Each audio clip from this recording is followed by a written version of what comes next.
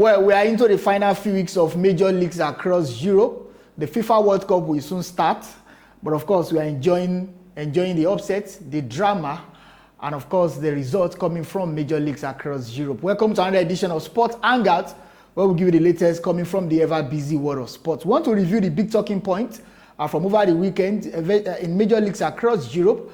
My name is Toby. Let's start with the Spanish La Liga before we go to the English Premier League. The Spanish La Liga is still neck-to-neck between Barcelona and Real Madrid. Both teams won their game over the weekend. Barcelona defeated Sevilla by 5-2. Talking about Rafinha, got a hat-trick for Barcelona, and then right now they are 4 points ahead of Real Madrid, who are second. Real Madrid also won their game. That's a perfect preparation for their second leg Champions League tie against Manchester City coming up on Tuesday. For Barcelona, they have a game against Newcastle United in the Champions League on Wednesday. So both teams were able to record victories over the weekend in the Spanish La Liga. So it's still 4 points. 4 points still separate Barcelona from Real Madrid. I'm very sure this will go down the wire in the Spanish La Liga. Maybe the El Clasico that will come up later in the season will tell us where the league will go to. Is it going to the Spotify Camp Nou or going to the Santiago Bernabeu? From the Spanish La Liga, let's move to the Italian Serie A right now. And well, it looks like Inter Milan, they are coasting home with the Serie A title. I think they have learned from their mistake. Because last season, at this stage of last season, they were practically in 4 tournaments. At the end of the season, they didn't win any trophy. They finished second in the Italian Serie A table. But this season, they are prioritizing the Italian Serie A. Remember, they are out of the Champions League. And then they are just coasting home. And AC Milan lost the opportunity of closing in on Inter Milan. So if you check the Serie A table right now, Inter Milan, they are still in, I think by 8 points. They are still comfortable on the summit of the Italian Serie A table. So we can say that, well, in the Spanish La Liga, it's still close between Real Madrid and Barcelona. But in Italian Serie A, it appears that Inter Milan will definitely win the Scudetto at the end of the season. From the Italian Serie A, let's move to the Premier League. That's why I'm wearing Liverpool-Chelsea. Over the weekend, that's the biggest game of the weekend. Happened over on Sunday. Liverpool against Tottenham Hotspur. We thought that Liverpool were going to beat Tottenham Hotspur because Tottenham have been very poor this season under both Thomas Frank and their new interim manager. Talking about Ugo Tudor, and then Liverpool couldn't get 3 points over the weekend. They scored first through Dominic Szoboszlai. He likes scoring free kicks. I mean, he has scored 5 direct free kicks already this season for Liverpool.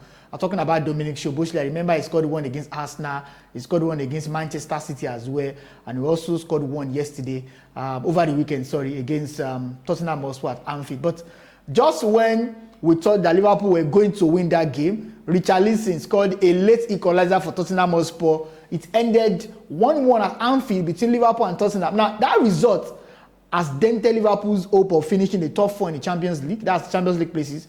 For Tottenham Hotspur, I must say, Ugo Tudor will be very excited because that's a big point as they try to escape relegation. Tottenham, they are fighting relegation right now. So, getting a point against Liverpool, well, should be a good news, should be a big boost for Tottenham Hotspur as they try to escape relegation. They are still 16th, so they have Nottingham Forest, they have West Ham United, Burnley, and Wolverhampton Wanderers below them. So they need to start getting the point so that, well, they will escape relegation at the end of the season. That's for Tottenham. For Liverpool, 2 points dropped. I'm very sure Ancelotti will not be happy because it's looking like 4 teams will play Champions League football next season from the Premier League and not 5. Because if you look at the trajectory of English teams in Champions League this season, they're not doing very well.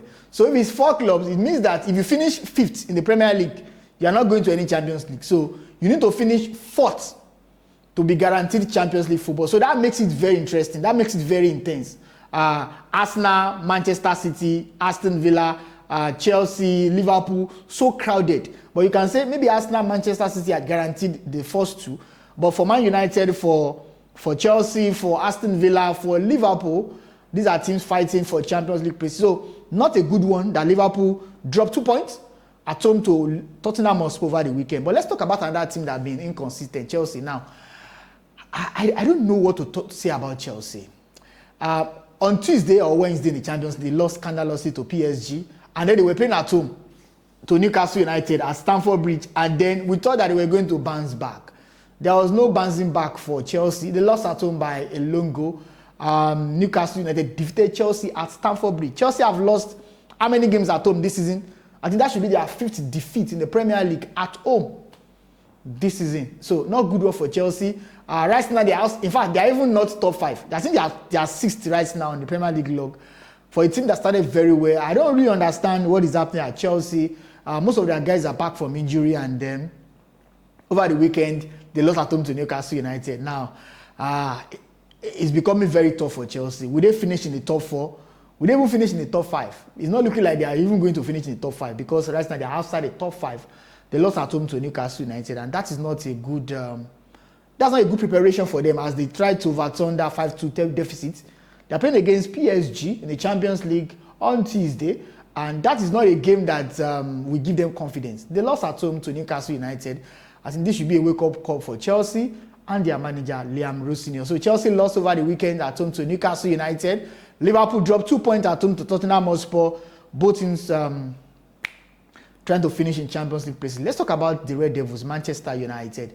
Well, fantastic performance against Aston Villa. Another team fighting for Champions League place. It was a tough one for them at Old Trafford. First, Casemiro scored first for Manchester United, and then Aston Villa got their equalizer, and then United scored 2 quick fire goals. Matheus Cunha and of course Benjamin Sesko came from the bench to score the 3rd goal for Manchester United. Now, let's start with the scoring form of Benjamin Sesko. He's been scoring goals from the bench for United, and maybe that's the reason why Michael Carrick seems to like him to start from the bench. I mean, he's not starting games these days, but whenever he comes in the second half, you are always sure that Benjamin Sesko will score 1 goal at least for Man United, and that was the same thing he did over the weekend, scoring the 3rd goal for United. But what about Matheus Cunha? I mean, that dance, the way he danced, I mean, he did that at the Emirates Stadium as well, and of course he repeated that over the weekend. Man United won their game by 3-1. They are now 3rd on the Premier League log. They are trying to say, well, if we cannot win the league, this 3rd position want to hold grip to that top position. So who would displace United from that top spot? Aston Villa, they are also not doing very well. Liverpool, they are not consistent. Chelsea, they are not consistent. So, well, it's safe to say that, well, maybe United will finish in the top 3 this season, and that will be a massive achievement for United, who started the season on a bad note under Ruben Amorim. So kudos to Michael Carrick. The jury is still out. Should United retain Michael Carrick beyond this season, or should they fire him? Because people are saying, well, United should go for a bigger manager, but I think he has done very well for United. Talking about Michael Carrick, he's not talking. He's doing the talking on the field of play. United won their game over the weekend. 3-1. They are 3rd on the Premier League table, and that is interesting. I'm very sure United fans are excited. I mean, if you are playing once in a week or once in 2 weeks, you should be able to win your games. It's not as if you are playing too many games. So if you are playing once in 2 weeks, you should be able to win your games in between. So congratulations to Manchester United. Let's talk about the teams fighting for the Premier League title. Now, there was a twist over the weekend. Let's start with Arsenal against Everton. Their game was played 6:30 p.m. on Saturday. Arsenal knew that a victory for them will extend the gap to 10 points before City gets to play against West Ham. And they did that. It was a tough game against Everton at the Emirates Stadium. Those guys came with a low block. They defended. They were so organized. David Moyes' team, they were so organized, frustrated Arsenal for a large part of the game. But in the 89th minute, this guy, Max Dalma, who came in for Arsenal in the second half, a 16-year-old guy, who also made this. I'll come to that in a bit. But the first goal was scored by Victor Gyökeres, scoring his 11th Premier League goal for Arsenal. His 16 goal for Arsenal across all competition. Victor Gyökeres opened the scoring for Arsenal after pouncing on a loose ball from Pierre Campe. Scored Arsenal's first goal in the 89th minute. And then when Everton were trying to get the equalizer, even the goalkeeper of Everton, Jordan Pickford, he joined those guys that wanted to head the ball through the corner kick. But hey, Max Dalma became the youngest player. Let me say it again. Max Dalma is the youngest player in Premier League history to score a Premier League goal. I mean, he's just 16 years of age. I'm very sure on Monday he will go back to school. He's still a student, and then he scored for Arsenal on Saturday. I'm very sure when he comes back to school on Monday, he'll be telling his colleagues that, hey, I scored for Arsenal over the weekend. We are not mates. We may be mates in the classroom, but I'm playing for the biggest, well, arguably one of the biggest teams in the Premier League. But right now, Arsenal won their game against Everton, and then Man City against West Ham. That was later in the day on Saturday. They were supposed to win that game to reduce Arsenal's gap, because after Arsenal defeated Everton on Saturday, They extended the gap to 10 points, and so they were expected to win to reduce it to 7. But they couldn't do that. It ended 1-1 at the Olympic Stadium.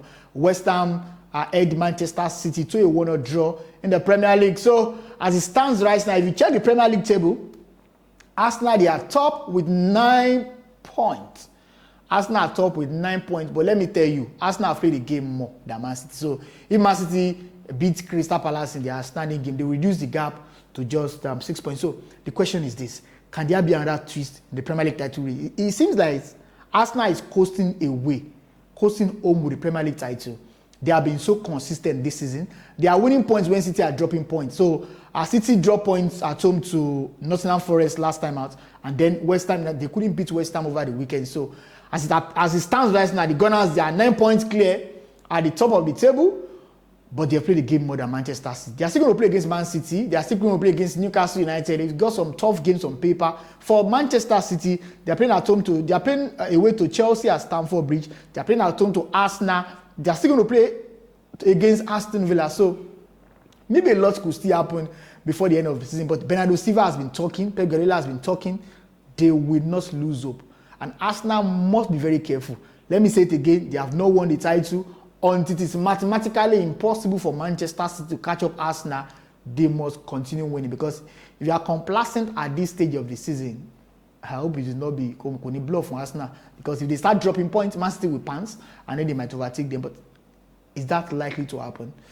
Only time will tell.